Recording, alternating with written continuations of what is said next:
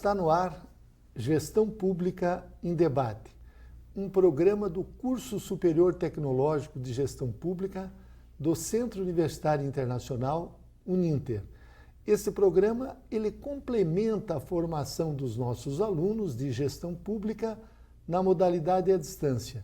E ele também é transmitido pela CWB-TV, TV Comunitária de Curitiba, canal 5 da NET, 72 da TVA. Ele pode ser assistido também por todas as pessoas que possuem parabólica digital, através dos canais da rede EDSAT, CEBED, os canais da educação. E você também poderá acessá-lo no nosso canal do YouTube, em Gestão Pública em Debate com Jorge Bernardi. Nele, você encontrará mais de 400 programas produzidos nos últimos anos. Hoje nós vamos debater um tema que se chama Família e Poder Político no Império, aqui no estado do Paraná. E para isso nós convidamos o professor Alessandro Cavacin Alves, ele que é autor deste livro, A Província do Paraná e Sua Assembleia Legislativa, de 1853 a 1889, e a força política das famílias tradicionais. Ele faz essa abordagem sobre a ótica das famílias. Alessandro Cavacin Alves é doutor em Sociologia, na linha de pesquisa Instituições e Poder do Núcleo de Estudos Paranaenses da Universidade Federal do Paraná. Ele possui mestrado em Sociologia, licenciatura em Filosofia e atua como professor da rede pública de ensino e em cursos de graduação e pós-graduação. Professor Alessandro Cavacin, eu quero agradecer muito a sua presença neste programa e eu gostaria que o senhor contextualizasse como era a política aqui no estado do Paraná na época do Império, já que o estado do Paraná se tornou autônomo, digamos assim, em 1853, se desmembrando de São Paulo, na época era a província do Paraná, e ele se desmembrou da província de São Paulo. Eu gostaria que o senhor nos contextualizasse, já que o senhor ficou 4 anos pesquisando sobre a província, sobre os deputados, a força política das famílias tradicionais aqui do Paraná. Então, Jorge, obrigado de estar aqui no seu programa e também gostaria de apresentar, né, esse meu livro, A Província do Paraná, e destacar então que ele é fruto da tese de doutorado em Sociologia aqui pela Universidade Federal do Paraná. E o que eu pesquisei então é a política paranaense nesse período de 1853 a 1889, em que mapeei, de certa forma, quem foram os nossos deputados provinciais, né? Hoje a gente chama de deputados estaduais, os deputados gerais, aqueles que iam ao Rio de Janeiro, né? Que hoje são os deputados federais, e os nossos senadores, né? Então eu fiz um mapa, montei uma pequena biografia de cada um deles, ao todo foram 188 políticos, né, que assumiram esses importantes cargos aqui no Paraná, né, de deputado provincial, deputado geral e senador. E nesta análise, né, de quem é quem, a gente chegou a essa conclusão, né, que todos eles pertenciam a fortes clãs políticos, assim, clãs familiares que se transformavam em clãs políticos, né? Então, durante o período imperial. Eram famílias que já vinham desde o período do Brasil colônia, famílias antigas que detinham também o poder econômico? Isso, então essas famílias tradicionais, elas receberam sesmarias, né, do governo de Portugal, do rei de Portugal, nessas regiões aqui de Curitiba, regiões do Campos Gerais e regiões do litoral paranaense, litoral, né, de Paranaguá, nessa região de Paranaguá, região de Curitiba, região dos Campos Gerais, e essas famílias vinham, né, com todo um cabedal de escravos, enfim, e aqui se estabeleceram, foram então organizando as nossas vilas, foram assumindo também o papel político, né, e depois da emancipação do Paraná diante de São Paulo, né, quando o Paraná se torna independente, eles também vão assumindo por isso que é uma continuidade, o poder, então, nas nossas casas legislativas, né? Essas famílias, então, ocupavam tradicionalmente as câmaras de vereadores, as câmaras municipais, só posteriormente, com a emancipação política da então província, hoje Isso. Estado do Paraná, é que elas galgaram espaços maiores. Isso, novos cargos, né? Então, porque uma vez que o Paraná se torna uma província, ele tem direito a ter uma Assembleia Legislativa e também tem direito a enviar para o Rio de Janeiro, né, os seus representantes, né? Naquela época, o mandato, pelo menos dos deputados estaduais, me parece que era só de 2 anos. Isso, então eram mandatos de 2 anos, na Câmara de Vereadores era 4 anos. Né? Então, e na Câmara Federal, né, que era a Câmara Geral, era também, daí dependia muito, né? Era 4 anos, 3 anos, depende daí da situação política. Só que os senadores eram vitalícios naquele período. Uhum. Então, os senadores eram vitalícios, o Paraná, infelizmente, só tinha a possibilidade de ter um representante, por ser uma província pequena, né, um estado pequeno. Então, nós tivemos 2 representantes nesse período aí de 40 anos em que o Paraná foi... Desculpa, o senhor pode situar esses 2 representantes, então, o nome deles, o que eles a minha tese, né, é demonstrar que quem assumia esses cargos eram pertencentes a famílias muito tradicionais e famílias, claro, que tinham esse domínio econômico, enfim, sobre a nossa região, né? Então, o primeiro senador, ele é o Barão de Antonina.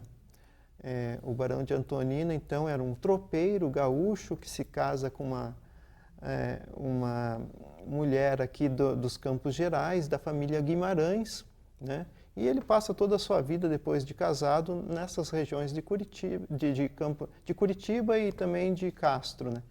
E também com fazendas por todo o caminho das tropas.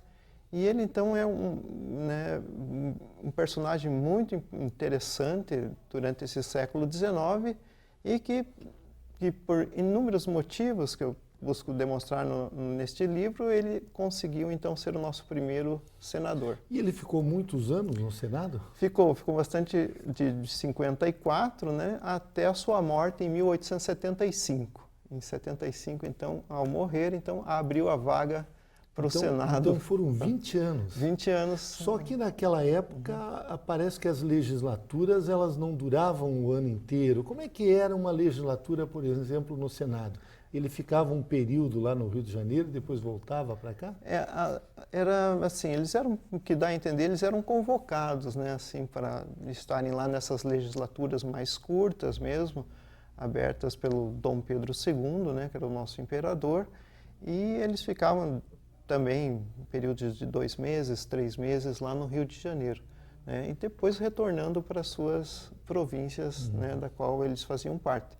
Mas também tinha uma particularidade, né? Nem sempre um senador eleito por uma província X era daquela província também, né? Então podia haver essa dinâmica também, né? E o segundo senador que substituiu o Barão de Antonina foi também pertencente a famílias tradicionais, né? O Barão de Antonina, ele casa com uma moça de família tradicional, né? De sesmeiros dessa região da família Guimarães, né? Ele é Machado, o sobrenome dele, mas se ele não casasse com essa... isso que eu tento provar na minha tese. Se ele não tivesse casado com essa família, ele não teria alcançado o posto de senador. Certo. E o outro é do litoral paranaense, de Paranaguá, que é o Manuel Francisco Correia, né? Então, da família Correia, que também tem ligações com a família Guimarães, mas só que eles são sesmeiros daí do litoral paranaense, né? Sesmeiros antigos, assim, receberam sesmarias lá no século XVIII. Ele não teve nenhum título de barão, de conde? Não, o Manuel Francisco Correia, nosso segundo senador, ele rejeitou, né, os títulos, assim, não quis receber. Naquela época haviam 2 partidos praticamente, né, que era o Partido Conservador e o Liberal. O Barão de Antonina era de que partido? O Barão de Antonina. Então, quem era do Partido Liberal eram pessoas assim, olhando pela ideologia dos partidos políticos, né? Eram pessoas mais voltadas à descentralização do poder e que incentivavam uma maior autonomia das províncias. Esses eram os liberais. Os conservadores, numa ideologia política, eles teriam mais esta vontade de que o poder central dominasse o Brasil como um todo, né? Um poder mais centralizado. E aqui no Paraná também, os liberais eram muito mais os tropeiros, né, dessa região de Castro, de Curitiba. Esses eram os liberais. E os conservadores eram os ervateiros, né, os que trabalhavam com a erva mate. Esses acabavam indo para o Partido Conservador. Então, o nosso Barão de Antonina, ele era liberal, mas por inúmeros motivos mudou para o Partido Conservador, na qual daí ele foi eleito senador. E o Manuel Francisco Correia era do Partido Conservador, né? E os deputados gerais, que se chamavam na época, hoje os deputados federais? O Paraná tinha direito a quantos deputados e o período das legislaturas? Como é que era feito o processo de eleição? Então, também para os deputados gerais, esses que iam ao Rio de Janeiro, o período em que eles ficavam lá no Rio de Janeiro era curto, né, 2 a 3 meses de legislaturas, num ano de legislatura, assim, mas o período era sempre de 2 a 3 anos em que eles eram reeleitos, né?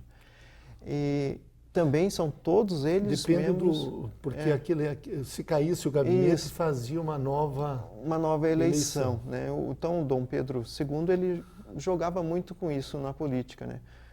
Um período ele deixava os políticos conservadores no poder, né? Como um parlamentarismo, né? E, de repente, já muitas crises ou alguma coisa, ele mudava, então, para os liberais. E isso afetava as eleições, então, a nível provincial, né? Então, quem estava mandando a nível provincial eram os mesmos que estavam mandando no partido a nível geral, né? Caísse aquele partido, entravam, então, os seus opositores. Agora, o senhor contou a história dos 2 senadores que nós tivemos, um período de quase 40 anos do Império. Isso. Mas, embora o mandato fosse vitalício, eles eram eleitos. Como é que era esse processo de eleição? Então, professor Cavacin. Nesse período também as eleições eram bastante fraudadas, né? Então, se os políticos liberais estão no poder, todos os liberais na província irão ganhar, né? Então, as fraudes eram bastante frequentes, eram visíveis.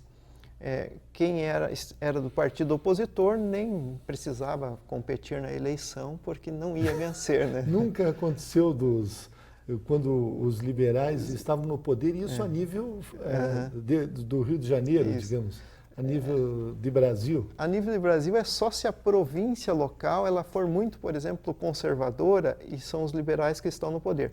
Ela mesmo assim vai eleger um conservador para mandar para lá, né? Pelo menos um.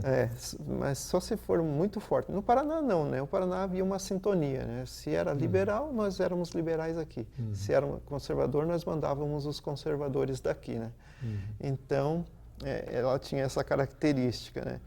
Mas, então, as eleições eram fraudadas, mas houve muita legislatura que tentava deixar as eleições mais transparentes. Até que a última, em 1881, foi a Lei Saraiva. Essa tentou, então, trazer o máximo de transparência para as eleições, que as eleições não fossem fraudadas, que o voto de cada um fosse respeitado. Então, a partir de 1881, o Brasil começou assim a melhorar o seu sistema eleitoral, né? Assim, em relação à fraude. Claro que elas ainda vão continuar existindo, mas... Porque o voto era aberto, não era secreto. Isso, né? O voto era aberto. Por exemplo, para senador, quando teve a eleição, eu podia escolher um senador dos candidatos que estavam lá, né? E era aberto, eu chegava e dizia em quem eu queria votar. Daí a pessoa anotava. Registrava o meu voto. E quem que eram os eleitores? E os eleitores também não era toda a parcela da população brasileira, né? Eram apenas os homens, e os homens fazia-se um censo, que era o voto censitário, para ver quem tinha uma renda mínima necessária para ser eleitor, né? Então havia uma renda em que também daí desclassificava muitos homens que não tinham uma renda X para poder ser eleitor. O Paraná era como o senhor disse, era um estado de uma população pequena. Ele abrangia mais o litoral, aqui a região dos Campos Gerais. Isso. Qual era a população nesse período do Império? O senhor tem ideia? Então, pelas estatísticas, quando o Paraná se torna independente, havia 60 mil pessoas no Paraná. Toda a província que hoje é o estado. E nós chegamos lá no final, em 1889, com um pouco mais, não sei se chegava a 200 mil pessoas o Paraná. Né? Então, e os eleitores eram o quê? 10% disso? 10%, 15% desse número, né? Contando os homens apenas. Né? Naquela época havia uma disputa de um território que é aquela região hoje do contestado e que depois houve essa disputa entre o Paraná e Santa Catarina. Lá naquela região que hoje uma parte, o sudoeste do Paraná, pertence ao Paraná, de Palmas, e o oeste de Santa Catarina, tinham representantes ou não conseguiam eleger ninguém? Pelo que eu vi, pelas biografias que eu fiz, né, de todos os deputados que vinham a Curitiba, então, né, das diversas regiões do Paraná, muitos deles eram de Guarapuava, né, então ali era uma região consolidada paranaense, de colonização, né, de curitibanos, né, enfim. Ali, então, vinha muitos deputados de lá eleitos.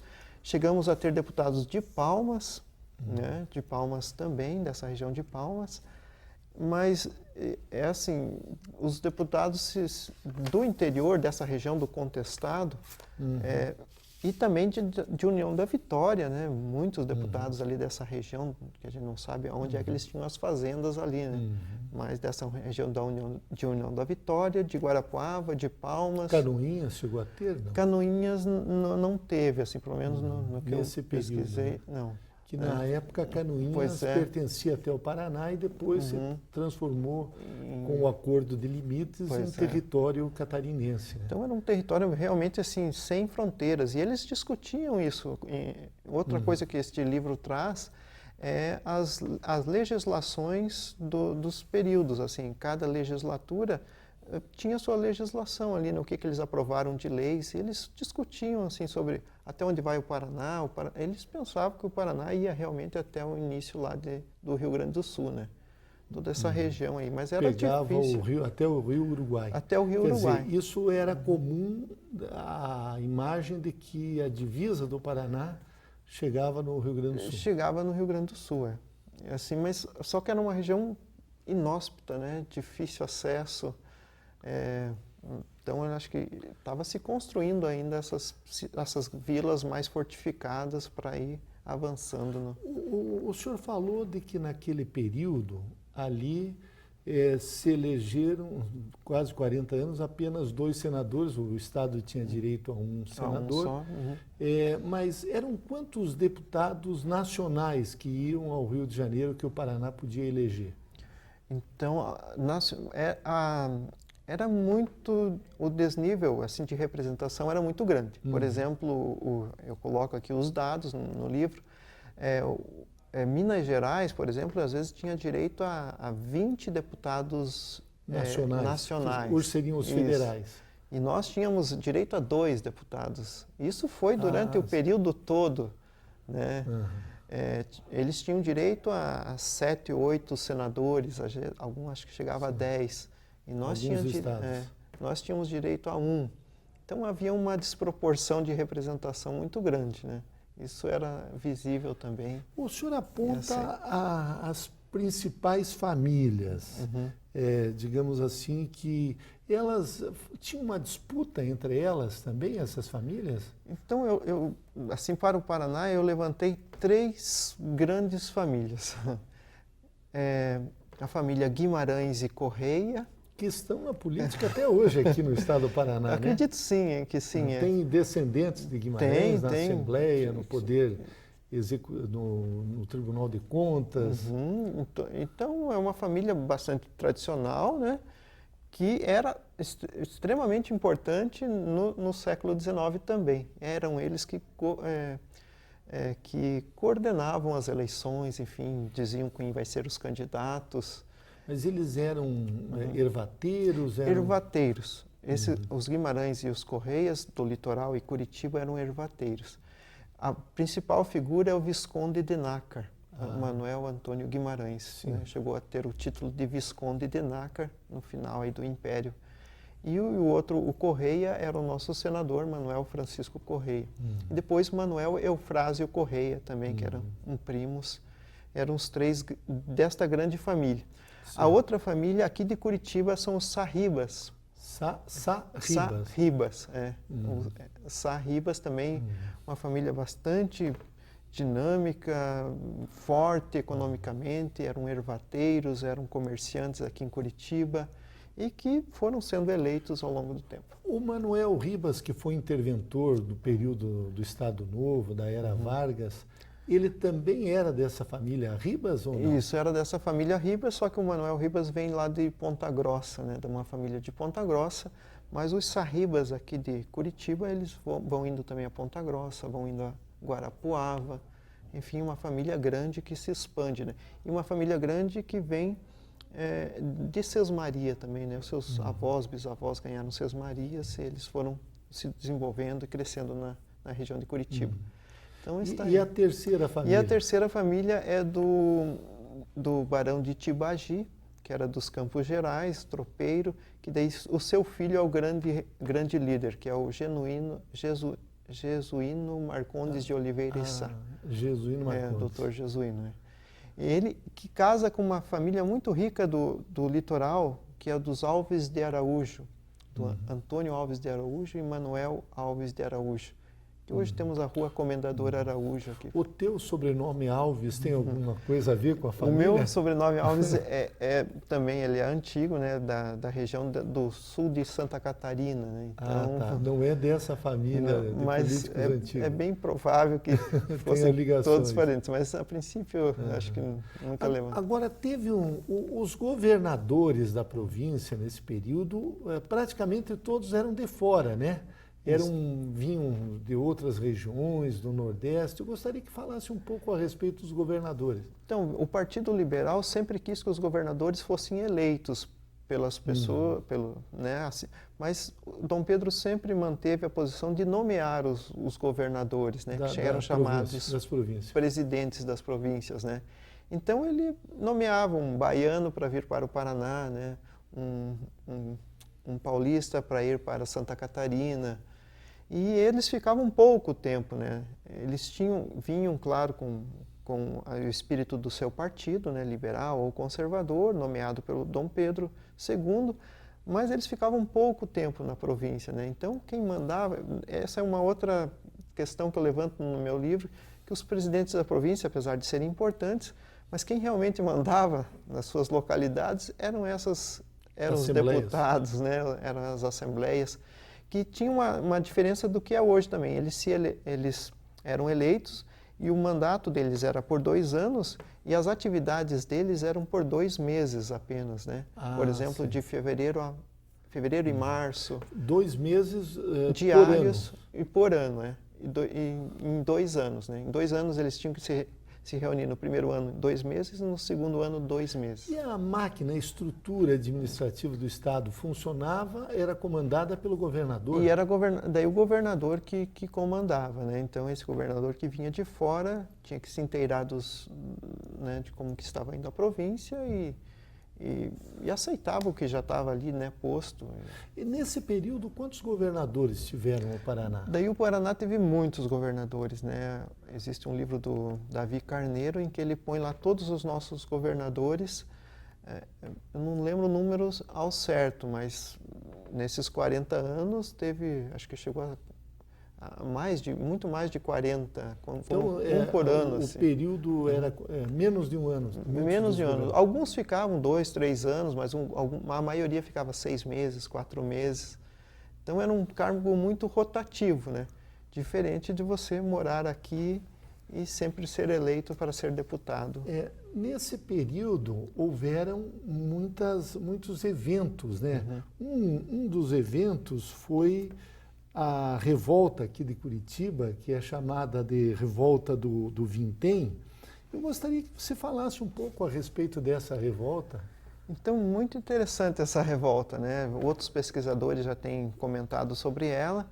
Ela foi um imposto que o governo aqui do Paraná instituiu sobre as mercadorias vendidas pelos nossos comerciantes. Era um imposto de 0,05, um imposto pequeno, né? Mas os livros, ao vender um produto, deveria ser separado esse imposto para o governo. Então, isso gerou uma revolta devido a uma crise também, uma crise econômica do período da década de 80, em que se exigia mais das pessoas cobrando impostos, né? Então, isso gerou uma crise muito grande. Os comerciantes, eles se reuniam em assembleias, e, de repente, aquilo foi tomando volume, eles não queriam pagar, o governo, né, dizendo que iria cobrar, até que, num determinado momento em que não houve mais acordo e a população também estava acompanhando esses desdobramentos, né, houve um quebra-quebra em Curitiba, aqui, né, assim, nessa rua aqui, próxima na Rua São Francisco, aqui. Isso. Uhum. Houve um quebra-quebra, havia muitos políticos que moravam nessa rua, como o Generoso Marques, como o Benedito Enéas de Paula, em que suas casas foram apedrejadas, inclusive. Então, essa situação dos políticos serem hostilizados já vem de longe, não é coisa recente. Isso. Já no período do Império, eles sofreram também. Mas foram hostilizados porque não queriam conversar, né? Dialogar. Isso, não queriam dialogar, impuseram o imposto e não tinha conversa, né? Com isso o povo se revoltou e a casa deles foi alvo de pedras. Então, nós estamos entrevistando o professor Alessandro Cavacin Alves e é sobre o poder, a família e o poder político no Império. Estamos analisando esse período aqui da história paranaense. Nós vamos fazer um breve intervalo. Se você quer fazer sucesso na sua carreira profissional, entre em cena e dê um show. Estude no Uninter, um dos maiores grupos de educação do Brasil.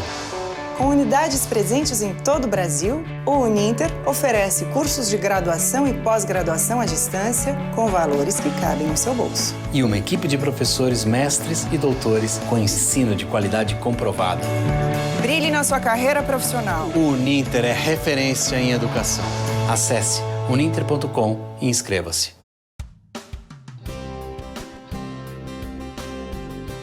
Você vai conhecer agora uma experiência educacional inovadora e revolucionária que abre uma nova perspectiva de oportunidades na construção de um novo paradigma educacional pós-moderno. Bem-vindos ao Grupo Educacional Uninter, uma corporação pioneira, repleta de inovações e grandes oportunidades. Com sede em Curitiba, uma das melhores cidades brasileiras, o Grupo Educacional Uninter possui 5 campi presenciais e 4 unidades corporativas. Está presente em todos os estados brasileiros. São mais de 450 polos de apoio presencial. O Grupo Educacional Uninter já nasceu com vocação empreendedora e continua crescendo. A empresa atua no mercado há mais de 15 anos e se atualiza constantemente, o que permite dar respostas rápidas às demandas do mercado. Um grupo jovem e arrojado e tem realizado investimentos tecnológicos consideráveis, além de se dedicar sem limites na oferta de soluções inovadoras em educação para o Brasil e o mundo. Proporciona excelência em atendimento aos mais de 150 mil estudantes matriculados, muito além dos padrões educacionais de qualidade propostos. Assim, gradualmente, o Grupo Educacional Uninter transformou-se em uma marca de qualidade na prestação de serviços educacionais. Grupo Educacional Uninter. Soluções inovadoras em educação. Se você quer brilhar na sua carreira profissional, estude no Uninter, um dos maiores grupos de educação do Brasil. Com unidades localizadas bem no centro de Curitiba, o Uninter oferece cursos de graduação presenciais e semipresenciais com valores que cabem no seu bolso, uma equipe de professores mestres e doutores e um ensino de qualidade comprovado. O Uninter é referência em educação. Acesse uninter.com e inscreva-se. Retornamos com Gestão Pública em Debate, um programa do Curso Superior Tecnológico de Gestão Pública do Centro Universitário Internacional, Uninter. Este programa ele complementa a formação dos nossos alunos de gestão pública na modalidade à distância. E ele também é transmitido pela CWB-TV, TV Comunitária de Curitiba, canal 5 da NET, 72 da TVA. E você poderá acessá-lo através dos nossos canais da rede EdSat, CBED, os canais da educação, através da Parabólica Digital. E também no nosso canal do YouTube, que é Gestão Pública em Debate com Jorge Bernardi. Lá você encontrará mais de 400 programas produzidos nos últimos anos. Nós estamos entrevistando o professor Alessandro Cavacin Alves, ele que é professor, é doutor em Sociologia Política e escreveu esse livro, A Província do Paraná e a sua Assembleia Legislativa. Ele analisou os quase 40 anos da Assembleia Legislativa do Paraná, na época do Império, ou seja, de 1853, o ano em que o Paraná se emancipou de São Paulo, até o final do Império, que foi em 1889. E o subtítulo da sua obra é A Força Política das Famílias Tradicionais. E o nosso tema é Família e Poder Político durante o Império. Professor Cavacin, eu gostaria que o senhor nos relatasse como é que eram as sessões da Assembleia. O senhor que ficou tempo pesquisando, estudando, havia uma produção, digamos assim, o Estado ele tinha autonomia para fazer leis estaduais, embora o Brasil fosse um país unitário. Como é que funcionava a Assembleia Legislativa? Obrigado, Jorge. Então, as Assembleias Legislativas, elas provinciais, elas tinham uma produção, né? Eu coloquei no livro assim a produção por legislatura, as leis aprovadas no Paraná, mas elas eram assim bastante restritas realmente, né? Os deputados eles se reuniam em 2 meses de trabalho, os trabalhos eram diários, né? O Paraná tinha direito a 20 deputados provinciais e eles daí legislavam sobre a abertura de escolas, né? Infraestrutura básica, pontes, estradas, o orçamento, né? Eles discutiam o orçamento provincial, aonde vai gastar o dinheiro, enfim, né? Investir, empréstimos, tudo teria que passar pela Assembleia Legislativa nesses 2 meses. Então, daí as leis saíam, mas claro, com leis restritas a questões assim, porque o Brasil era um país governado, então, por um rei, né, Dom Pedro II. Unitário.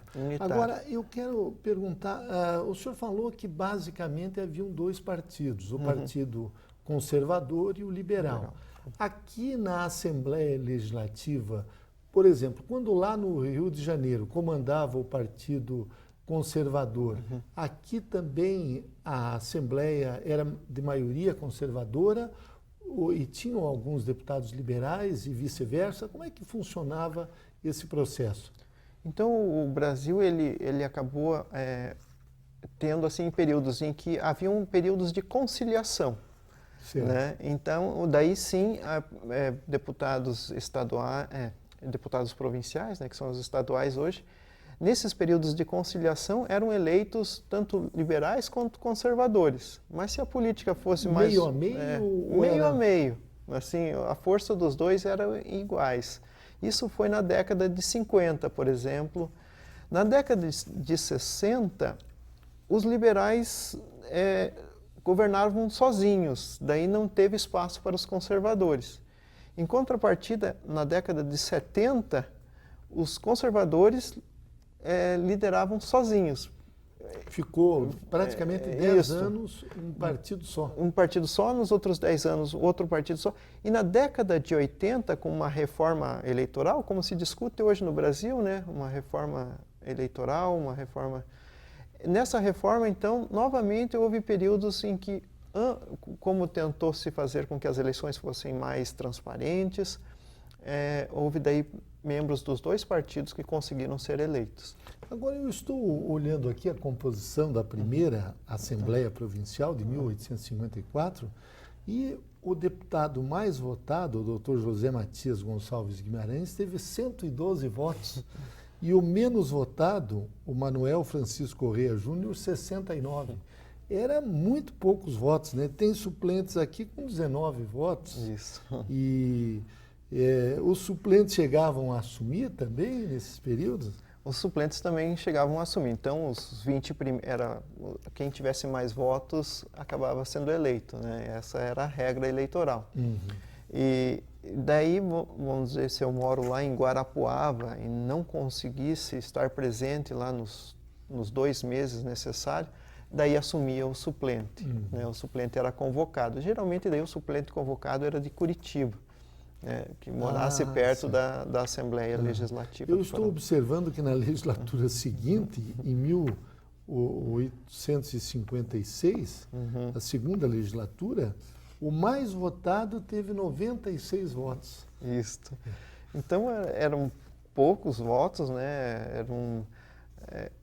Isso pensando que era a soma dos votos de Paranaguá, de Curitiba, de Castro, de Guarapuava, né? De todas essas cidades que davam lá 96 votos para o primeiro colocado, 100 e poucos votos para, né, numa outra legislatura. Então, o número de eleitores era pequeno, né? O Paraná era uma província pequena, o número de eleitores era pequeno e a grande tese do meu trabalho é que quem era eleito, então, nesse pequeno círculo, né, de opções, eram as famílias tradicionais. Eram só pessoas ricas, poderosas. O senhor falou que os governadores, eles eram nomeados pelo imperador, provavelmente pelo chefe do gabinete, na época, porque o Brasil era um país parlamentarista. Mas quando esses governadores vinham de outros estados, normalmente eles traziam também a sua parentela, né? Muitos, porque eu lembro que até a família Melo e Silva, do governador Roberto Requião, parece que veio junto com um desses governadores que veio lá do estado de Alagoas, se eu não me engano. Isso, veio dos estados do Nordeste, a família Melo e Silva, pelo Justiniano, né, de Melo e Silva. Se eu não me engano, é bisavô do atual governador, Requião, do ex-governador. Isso. Então, é uma pessoa muito ativa na província. Ele vem com o governador Lamenha Lins para cá, lá do Nordeste. E aqui, então, quando o Lamenha Lins deixa o governo, ele permanece aqui no Paraná, né? Permanece em Curitiba, ele era do Partido Conservador e passa a atuar, então, de uma maneira bastante ativa na política e depois vai deixando aí os seus filhos, que vão continuando, né? Netos, chegando a ser prefeito de Curitiba, agora... Governador, senador, né? Toda essa história, né? Isso. Agora, o Partido Republicano surge quando, professor Cavacin? Então, a década de 80 no Brasil, 1880, ela é uma década muito dinâmica. Temos aí o final da escravatura, em 88, né? E nesse período também houve a discussão enfim, havia a discussão de se o Brasil deveria se tornar uma república ou não, assim como eram os outros países nossos vizinhos, né? Todos já eram repúblicas, desde o início do século XIX. Então, o Brasil tinha essa discussão tardia. Algumas pessoas já faziam parte de um movimento maior, que eram os republicanos, inclusive lançando candidatos com essa ideologia republicana na década de 80. Mas o Paraná demorou. Tinha pessoas inseridas aí no Partido Republicano, mas era um partido muito fraco. A gente vai ver os resultados eleitorais das últimas eleições, quase no final da década de 1880. Os republicanos tinham 10 votos, enquanto os outros estavam lá com 200 votos, né? Já. Então, só quando o Brasil realmente se tornou uma república, daí sim o Partido Republicano... Agora, essas famílias tradicionais que o senhor analisa aqui, eles aderiram já à República e depois passaram a comandar o próprio Estado, continuaram comandando? Na minha visão, não mudou o regime político, mas as pessoas continuaram as mesmas, né? Mudou os partidos políticos, eu era liberal ou conservador, agora eu sou republicano, mas eu faço parte da mesma tradição que vinha sendo eleita durante todo esse período, né? Então, há uma mudança de regime político, mas não há uma mudança de pessoas. Inclusive, uma discussão que eu vejo nesse livro é que os imigrantes, né, o Paraná é um estado que acolhe muitos imigrantes, né, imigrantes Sim. alemães, italianos, já no século XIX, 1870, poloneses, espanhóis, mas quando é que eles vão entrar na política, vai demorar ainda, né, Jorge? Eu estou vendo aqui a legislatura 18ª, que foi de 1888 a 1889, eu não estou vendo nenhum sobrenome alemão, italiano, polonês. São Teixeira de Freitas, Corrêa Bittencourt, Nascimento, Santos Filho, Ferreira de Abreu, Basílio, Ferreira da Luz, Pereira e Delfonso Corrêa, que foi até Barão do Cerro Azul, e ele era do Partido Conservador, né? Isso. Também, que depois acabou sendo um mártir, né? Isso. E hoje é um dos heróis aqui do nosso país, porque ele acabou morrendo durante a Revolução Federalista, né? Isso. Mas aqui todos os sobrenomes são sobrenomes de portugueses mesmos, né? Há um único Agner aí, que é um Agner. alemão. Mas eles eram todos brancos, né? Não tinha. Luiz Manuel Agner. Esse é o primeiro alemão do Partido Liberal. do partido, mas é porque ele é casado com uma moça de família tradicional, né? Mas sim. ele representa os alemães, assim. Os alemães já começam a ter votos e Sim. Nesse período. nesse período, né? Mas estão começando a entrar. Teve um período, a década de 60, ficou conhecido também como a Cardosada. Explica o que foi a Cardosada e depois foi o período também da Guerra do Paraguai. O senhor faz um tópico aqui Sim. envolvendo os voluntários da pátria. Eu gostaria que o senhor abordasse esse aspecto também. A Cardosadas foi um período em que um governador nomeado por Dom Pedro, né, um presidente da província, chamado José Francisco Cardoso, ele vem para o Paraná, né, vem para Curitiba, e geralmente eles vinham, né, representando o seu partido político e colocavam em ação as atividades, né, do seu partido, recrutavam lá os membros, pessoas do mesmo partido para ser o delegado, né, toda aquela distribuição de cargos envolvendo o seu partido, da qual ele vem representando do Rio de Janeiro. E o José Francisco, ele rompe um pouco isso. Ele quer fazer do seu jeito, ele não respeita os membros do seu partido, que era conservador, deixa os conservadores de fora, ele sendo conservador. Então começa a criar uma rixa política, ele começa a pegar gente do Partido Liberal, e daí ele fez tanta confusão aqui em Curitiba, e no litoral, em toda a região, que quando ele saiu festejado, assim, todos festejaram. Gostaram dele? Não, festejaram a saída dele, ao contrário. Comemoraram que ele tenha saído. Por quê? Porque ele estava fazendo coisas que não agradavam à elite política. Quer dizer, todos que eu digo a nossa elite política, né? Porque ele mexeu com essas... Ficou conhecido como Cardosadas porque ele fazia do jeito que ele queria, né? Nomeava quem ele queria. Ele era meio folclórico, Isso, então? meio folclórico, Só que isso prejudicou os interesses, por exemplo, primeiramente dos membros do seu partido aqui em Curitiba. Então, bem interessante. Nós falamos aqui, observamos que nesses quase 40 anos, só teve um com sobrenome de origem estrangeira, alemã. ainda ele era casado com uma moça de família tradicional. Agora, negros, teve algum negro nesse período como deputado? Tivemos apenas, pelo que eu vejo, né, porque a gente não tem fotos e poucas descrições, tivemos um negro apenas deputado, que foi o André Rebouças.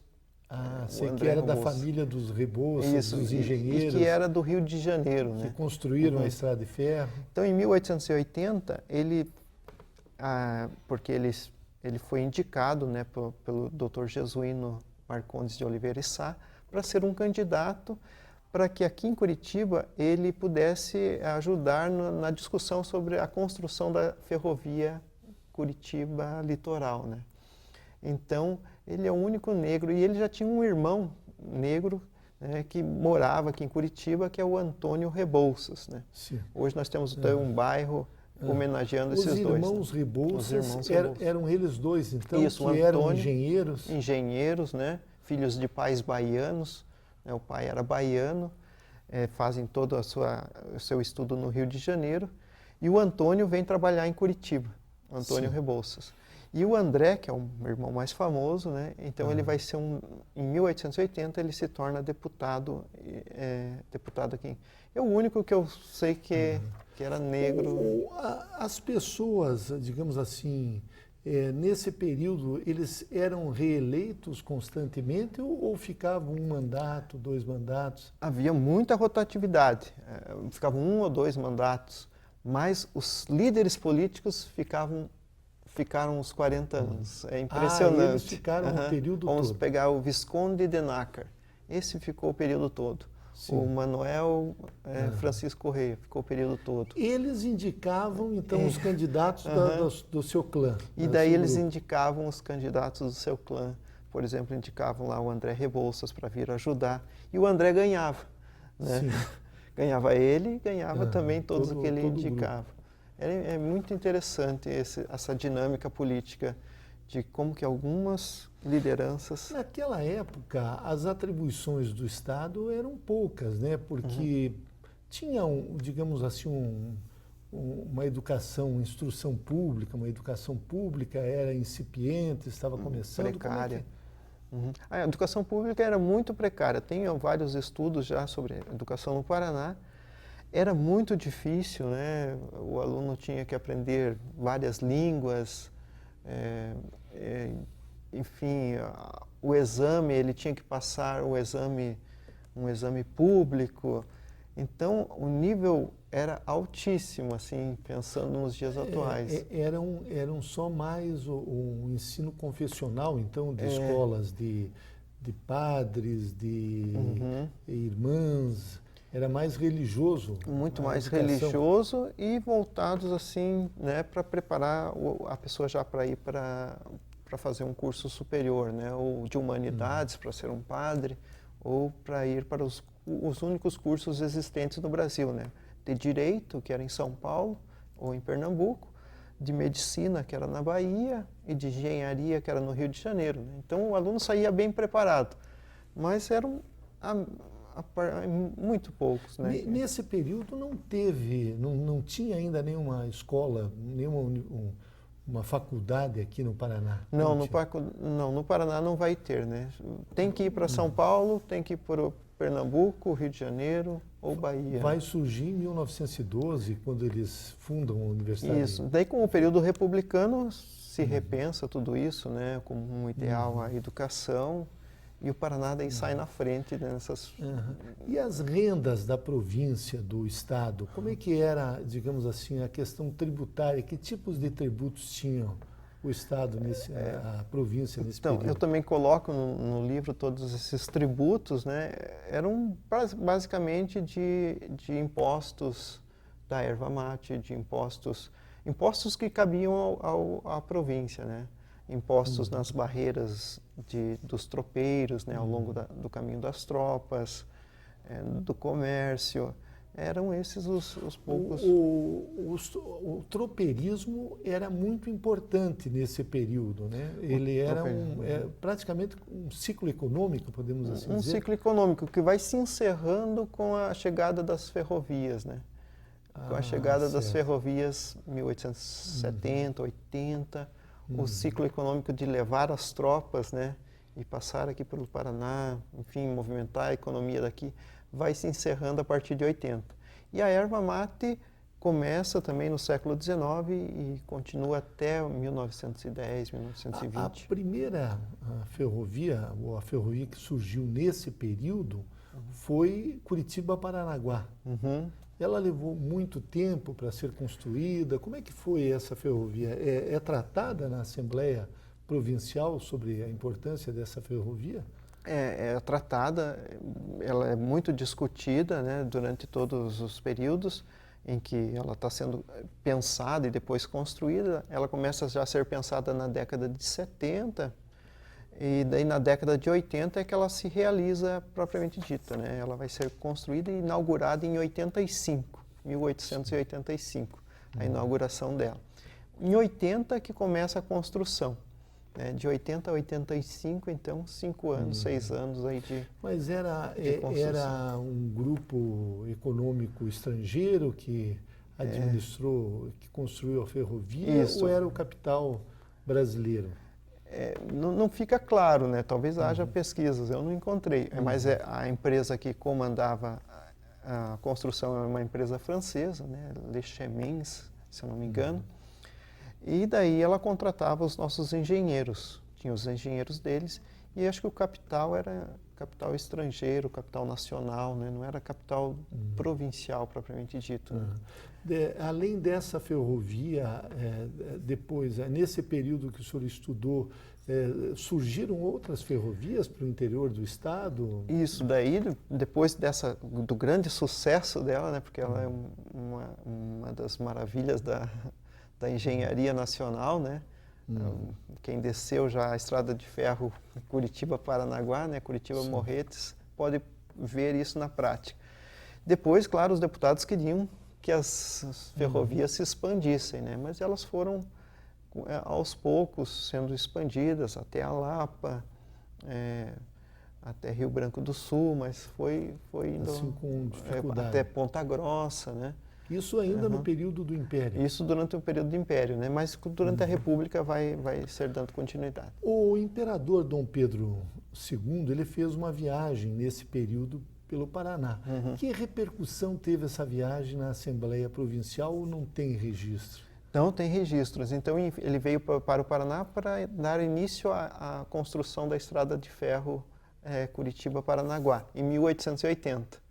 Então, enfim, o que eu me interessei quando eu li a viagem dele é quem é que acolhia o Dom Pedro II, né? Não tinha hotéis? Não tinha hotéis, em que casa ele ficava, né? Então, só para comprovar a minha tese de que ele ficava na casa do Visconde de Nácar, da família Guimarães, né? Que é da família Guimarães, na casa do Manuel Francisco Correia, né? Quando vem para Curitiba, ficava na casa dos Sarribas, né, da família dos Sarribas. Ele ficou quase um mês aqui no Paraná. Isso, né? Ele vem e daí se eu não me engano, é o Davi Carneiro que fez o livro, né, sobre a viagem dele. Depois, na inauguração, em 85, vem a sua filha, né, a Princesa Isabel. A Princesa Isabel veio na inauguração. E daí veio na inauguração. O senhor tem ideia de quanto tempo levava nesse período, digamos assim, antes de ter a ferrovia, para cruzar a Serra do Mar, de Curitiba a Paranaguá? Devia ser uma viagem de uns 2 ou 3 dias, até mais, né? Se fosse pela Graciosa, né, que é o trecho que o Dom Pedro parece que fez, ele veio pela Graciosa, levava uns 2, 3 dias, né? E se fosse pelo Itupava, que é de 4 Barras, descendo direto até... Aí daí era um dia, né? Uma caminhada de um dia. Para Morretes? Para Morretes, né? 4 Barras até Morretes. Então, havia esses 2 grandes caminhos, né? Mas era muito difícil, né? A ferrovia... Com o trem, em poucas horas, Em poucas horas, né? 3, 4 horas você subia ou descia, né?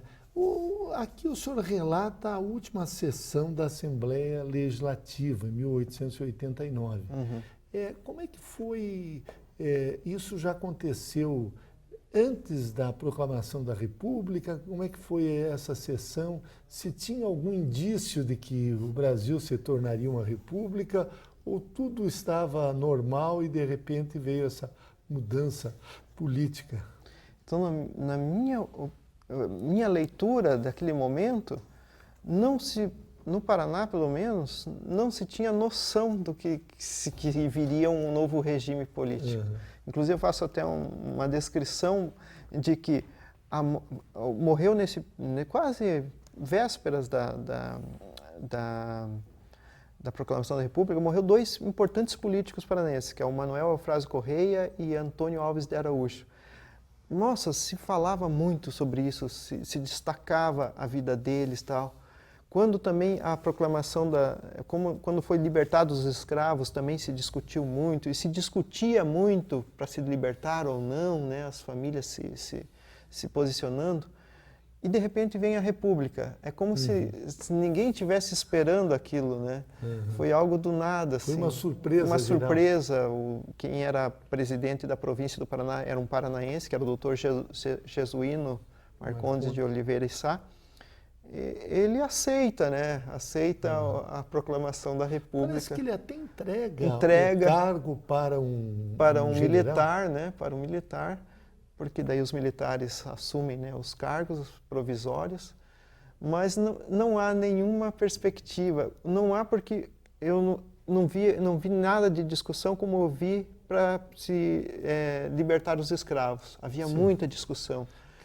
Quando tinha um fato, eles publicavam muito, discutiam muito. Não se discutia nada sobre república, né? Foi uma surpresa geral, algo que não era esperado. Algo que não era esperado. É uma pena, deve ter outros estudos, sim, né? Mas que aprofundar. Essas famílias praticamente todas mudaram de famílias, digamos assim, que eram envolvidas com o Império.